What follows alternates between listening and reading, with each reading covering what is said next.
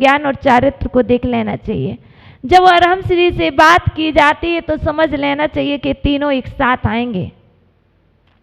आप हमसे कहते हैं माता जी प्रवचन में चलिए, तो क्या हम अकेले आते? नहीं, एक साथ आते।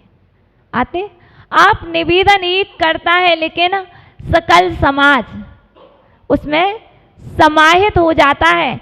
इसी तरह से दुष्ट वचन निरोध का तात्पर्य सिर्फ वचनों का नहीं, उसके साथ साथ दुष्ट चिंतन का, दुष्ट चर्या का, दुष्ट क्रिया का, दुष्ट वचन लिखने का त्याग, दुष्ट विचार सोचने का त्याग, सब चीज का त्याग। क्योंकि गुरुदेव ने तो मात्र 4 पंक्ति लिख दी है, अशुभी न सोचो, अशुभी न चाहो, अशुभी नहीं लिखो, अशुभी सुनो ना, अशुभी कहो ना, अशुभी नहीं देखो, शुभ चिड़िया हो, शुभ क्रिया हो, सुत्ते भाव भर दो, मेरा अंतिम समाधि तेरे दर पर हो। माता जी लिखेंगे भी नहीं, बोलेंगे भी नहीं, सोचेंगे भी नहीं, लेकिन देख तो सकते हैं ना, देखेंगे भी नहीं। देखो, हमारा बोलने का तो त्याग है, हमारा सोचने का त्याग है, हमारा लिखने का त्याग है, अशुभ करने का त्याग है, लेकिन हम तो यदि आपस में फाइटिंग हो रही होगी तो हम बड़ा देख के आनंद लेंगे।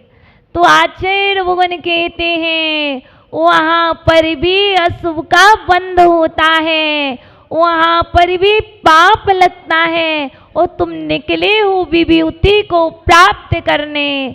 दादी निकली हो विभूति को प्राप्त करने, और स्वाध्याय में ही कुछ और देखने लग गए। और हमारी विशेषता है, हम विभूति की सेवा कर रहे हैं, विभूति हमारी सेवा नहीं कर रही है।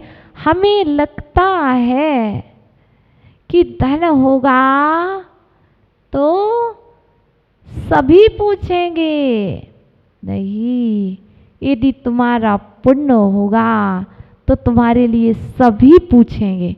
तुम्हारे जीवन में धन नहीं भी होगा, यदि धर्म होगा तो तुम्हारे पीछे सभी चलेंगे, और यदि तुम्हारे जीवन में धन तो बहुत होगा लेकिन धर्म नहीं होगा तो तुमसे कोई भी नहीं पूछेगा। इसलिए देखो, धन किसे मिलता है और धर्म किसे मिलता है? अब ये लोग कह रहे हैं धन पापी को भी मिल सकता है और धर्म पुण्यात्मा को मिलता है। नहीं, देखो, आचार्य भगवान कहते हैं यदि धन चाहिए तो पुण्य कमाओ, यदि पुण्य होगा तो धन भी होगा, यदि पुण्य नहीं होगा तो आपके घर का धन भी दूसरों के पास चला जाएगा। देखो, बहुत अच्छी एक कथा प्रस्तुत है। यहाँ पर रईस साहब जी हैं, लेकिन इसमें भी कथा में भी एक रईस साहब जी हैं। एक बिगड़े रईस हैं और एक सुधरे रईस हैं। जो बड़े रईस हैं एक बिगड़े रईस हैं। रईस मतलब धनवान, रईस मतलब धनवान, और बिगड़े रईस मतलब गरीब। दोनों रईस हैं। अब दोनों रईस हैं, पर एक जब तक पुण्य था तब तक तो बहुत आनंद लिया, और जिस दिन पुण्य क्षीण हो गया उस दिन रईस सब बिगड़ने लग गए। कौन? एक जो रईस हैं, बड़े रईस, उनका नाम है सुदत्ता, और जो बिगड़े रईस हैं वो हैं जिनदास। जिनदास नाम कितना अच्छा है, जिनदास, जिनेंद्र भगवान के दास, जिनेंद्र भगवान के सेवक। और जो जिनेंद्र भगवान का सेवक था, जब तक प्रभु की सेवा की, जब तक सेवक बने रहे, तब तक दिन बहुत अच्छे रहे। और जिस दिन से सेवा करना छोड़ दिया, उस दिन से दिन पलट गए और रोड पर आ गए, रोड पर आ गए। क्योंकि जब तक पुण्य होता है तो करोड़पति होते हैं, और जिस दिन पुण्य क्षीण हो जाता है उस दिन करोड़पति भी रोडपति हो जाते हैं। क्योंकि बार बार कहते हैं समय सार में जब बात आती है, सबके दिन एक से, तो ऐसे ही दिन एक से नहीं होते तो कर्म भी सबके एक से नहीं होते हैं। जब पाप कर्म का उदय आता है तो धन संपत्ति चली जाती है। एक वो था दिन कि सोने की थाली, सोने का जग, सोने की चम्मच से भोजन करते थे, और एक दिन वह आया कि कागज की पत्तल भी नहीं मिल रही। और विचार चल रहा था, क्योंकि जिनदास के भक्त हैं, जिनेंद्र भगवान के दास हैं, विचार चल रहा था कि कर्म का उदय है। क्योंकि कौन ऐसा रहा जिसके दिन सभी एक से निकले हो। बचपन गरीबी में निकलता है तो युवावस्था अच्छी निकलती है, और वृद्धावस्था में और सुख होता है। और यदि बचपन गरीबी में निकला है, अमीरी में निकला है, तो वृद्धावस्था गरीबी में निकलेगी बस। और एक दिन विचार चल रहा था, रोड पर चल रहे थे, क्यों ना अब किसी के पास जाया जाए, उसके पास से कुछ मदद ली जाए। और देखने के लिए ऐसे गए सेठ के पास। चलो आज सेठ जी के पास चलते हैं, सेठ जी हमारी कोई मदद करेंगे। तो सुदत्ता रईस साहब के पास पहुंच जाते हैं जिनदास जी, बैठते हैं, और सुदत्त जी कहते हैं आइए रईस साहब जी, आइए बैठिए, कैसे आना हो गया, बड़े दिन हो गए, अब बहुत दिनों से आए नहीं। कारण कुछ नहीं बोला, और देख रहे थे कि रईस साहब जी पान खा रहे हैं, और पान खाते खाते वे वह पान थूक कहाँ रहे हैं, स्वर्ण के पात्र में पान की पीक थूक रहे हैं। और वह बिगड़े रईस देख रहे थे, देखो ये क्या पुण्य है। और वहाँ बैठे थे, मदद लेने गए थे, लेकिन जहाँ पर स्वर्ण का पीकदान देखा तो आंखें वहीं पर टिकी रहीं। देखो ये पुण्य भी क्या चीज होती है, ये लक्ष्मी भी, ये विभूति भी क्या चीज होती है। देखिए मैं विभूति के चक्कर लगा रहा हूँ, विभूति के पीछे दौड़ रहा हूँ, और यह विभूति यहाँ देखो अपना अनादर करवा रही है। कोई तो माथे पर विभूति को रख रहा है, कोई विभूति देखो कितनी, ये विभूति अच्छी नहीं है, ये विभूति अच्छी नहीं है, इतना अनादर सहन करती है। विचार वहां पर चलने लगा, नहीं मुझे नहीं चाहिए ऐसी विभूति, मैं ऐसी विभूति के पीछे नहीं दौड़ूंगा। और वहाँ पर बड़े रईस साहब कहने लगे, बोलिए क्या उद्देश्य को लेकर के आए थे। कुछ नहीं, ऐसे ही निकला था तो सोचा आपसे मिलता हुआ चला जाऊं। ओ अब जा रहे हैं, हमारे यहाँ जो भी आता है उसका स्वागत सम्मान किया जाता है। हमारे यहाँ की परंपरा है, हमारे मठ की, हमारे घर की परंपरा है। जैसे साउथ में जाओ और साउथ में जाने के बाद यदि कोई सी भी मठ पर गए हैं तो मठ की विशेषता है, जब तक वहाँ पर अतिथि गया उसका सम्मान ना हो तो वो मठाधीश कहते हैं कि आपने हमारा अपमान किया है। ऐसे ही वो बड़े रईस साहब कहते हैं आप जा रहे हैं तो लेकिन एक काम कीजिए, एक कुछ हमारा द्रव्य है आप इसको ले जाइए और बड़े रईस साहब ने उस बिगड़े रईस के लिए, गरीब रईस के लिए बहुत सारी मोहरें दे दी। देखिए, पुण्य नहीं होगा तो कुछ नहीं होगा। और वो रईस साहब जी लेकर के चल देते हैं रास्ते में।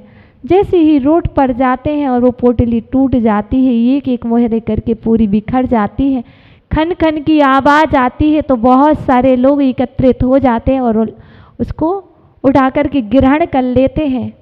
और वो विचार करने लगते हैं, देखो धन आया भी था, विभूति आई भी थी स्वयं चल कर के, लेकिन मेरे पुण्य में नहीं थी, तो वो विभूति दूसरे ने ग्रहण कर ली। इसी तरह से वही विचार करते हैं, फिर उसके बाद आगे चलते हैं। अब क्या किया जाए, जब विभूति रुक ही नहीं रही है तो बताओ अब क्या किया जाए। आगे थोड़ा सा और चलते हैं, एक मुनिराज दिखते हैं, उनके पास जाते हैं। हे मुनीश्वर, बताइए मुझे मेरा कितना पाप कर्म का उदय है। मुनीश्वर कहते हैं, देखो इस सभी के कर्म हैं, कर्मों की गति बड़ी विचित्र है। एक दिन तो महल मिलता है और एक दिन तो महल के बाहर घूमना पड़ता है। कर्मों की गति कैसी है सीता से पूछो, कर्मों की गति कैसी है राम से पूछो, कर्मों की गति कैसी है अंजना से पूछो। ऐसे ही आपकी कर्मों की गति कैसी है, कर्म कैसे किए हैं। हो सकता है कर्म आज का ना हो, कल का हो, लेकिन कर्म जाएगा कैसा, कुछ करना पड़ेगा। क्या करना होगा, आपका कर्मोदय में आया है, आपको भक्तामृत स्तोत्र का पाठ करना होगा। बीमारी आई है, कर्म आया है, बीमारी आई है, कर्म आया है, विपत्ति आई है, कर्म आया है। इसलिए मुनिराज का आशीर्वाद तो प्राप्त किया। हे मुनीश्वर, कोई उपाय बताइए, मैं अपने जीवन में बहुत परेशान हूँ। मुनीश्वर कहते हैं, देखो 2 दिन बाद दीपावली है, 2 दिन बाद दीपावली है, और दीपावली के रात्रि में आप एक काम कीजिए, भक्तामृत स्तोत्र का 37 नंबर काव्य का पाठ कीजिए, और वो भी काव्य का पाठ 1008 बार कीजिए। और उस रईस साहब ने गुरु आज्ञा को प्राप्त करके दीपावली के दिन भक्तामृत स्तोत्र के 37 नंबर का पाठ 1008 बार किया। और पाठ करने के मध्य में ही लक्ष्मी नाम की देवी से साक्षात्कार उसका हुआ और कहा, क्या चाहते हो। धन चाहता हूँ। लेकिन वह देवी एक रत्नमयी मुद्रिका रईस साहब के हाथ में दे जाती है। ये मुद्रिका लीजिए, आप जो भी इससे करना चाहें आप व्यापार कीजिए। और जब भी रईस साहब व्यापार करते उस मुद्रिका से, वह मुद्रिका जिसको भी देते वापस में, वह मुद्रिका रईस साहब के घर पे आ जाती, क्योंकि वह मुद्रिका की विशेषता थी। वह मुद्रिका से जितना भी धन लिया जाए, जिसको भी दी जाए, रात्रि के समय वह मुद्रिका रईस साहब के पास ही आ जाती थी। यह उस मुद्रिका की विशेषता थी। अर्थात यह 37 नंबर काव्य की विशेषता है कि कर्म कैसा भी हो, वह कर्म पुण्य के उदय से परिवर्तित हो जाता है। अब विचार करना कि हम काव्य करेंगे तो लक्ष्मी देवी मिलेगी नहीं, और न विचार करो माता जी कहा तो था कि लक्ष्मी देवी आएगी। पर आपको बता दें पंचम काल है, पंचम काल में स्वर्गों से देवियाँ नहीं आती, देव नहीं आते, लेकिन मदद करने वाले मनुष्य लोग के मनुष्य आकर के मदद कर देते हैं। आपके मध्य में यदि हम आए तो यही समझना, आपके मध्य में मंजू जी आए तो यही समझना कि यही है मददगार और यही परमात्मा मददगार है। पर देवी देव नहीं आते तो कहना कि माता जी तू पाठ भी ना करे, नहीं, पाठ तो करना होगा। देवी नहीं आएगी, देव नहीं आएंगे, पर कार्य हो जाएगा तुम्हारे पुण्य के अनुरूप। इसलिए आप काव्य को पढ़ करके पुण्य बढ़ाना। और विशेष बता दूं, इस काव्य में विलोम बीजाक्षर आएगा। अब बात आती है कि विलोम अक्षर का होता क्या है। जैसे यहाँ पर लिखा है ओम ह्रीम श्रीम क्लीम ब्लूम नमः। ओम का अर्थ अलग है, श्रीम का अर्थ अलग है, क्लीम का अलग है, विलोम का अर्थ अलग है। इस काव्य में जो विलोम है वो किस लिए है ये समझ लेना। हमारी ये माताएं कोई घर में परेशान होते हैं, कहते हैं उनके विचार नहीं मिलते, उनका व्यवहार हमें पसंद नहीं आता, बहुत सारी चीज़ें। तो जो विलोम बीजाक्षर है यह है दुष्ट व्यवहार बदलने हेतु। किसी का व्यवहार कैसा भी हो, कितना भी कड़वा से कड़वा बोलता हो, उसका व्यवहार बदलना है तो आपको विलोम बीजाक्षर का जाप करना होगा। जैसे ये सर्व सिद्धिडम मंत्र था, सकलार्थ सिद्धिडम। तो आज का जो मंत्र है जो रईस साहब ने किया था और मुद्रिका प्राप्त हुई थी, तो सबसे पहले रिद्धि है ओम ह्रीम अरहम नमो सब्बो ही चिणाणम झ्रोम झ्रोम नमः। और इसके बाद आता है इसका मंत्र ओम नमो भगवते अप्रतिचक्रे एम क्लीम ब्लूम ओम ह्रीम मनोवांछित सिद्धई नमो नमः अप्रतिचक्रे ह्रीम ठह ठह स्वाहा। बहुत बड़ा मंत्र है, पर देख कर के करना, आपका कार्य होगा, आपके जीवन में बदलाव आए, आपके परिवार में बदलाव आए और आप स्वयं अपने में बदल जाएं, आपका दुष्ट व्यवहार रुके। इस काव्य का सिर्फ उद्देश्य इतना ही है कि आप कोई को बदल पाएं या ना बदल पाएं, आप स्वयं को तो बदल लें, अपने व्यवहार में परिवर्तन लाएं। ओम नमः।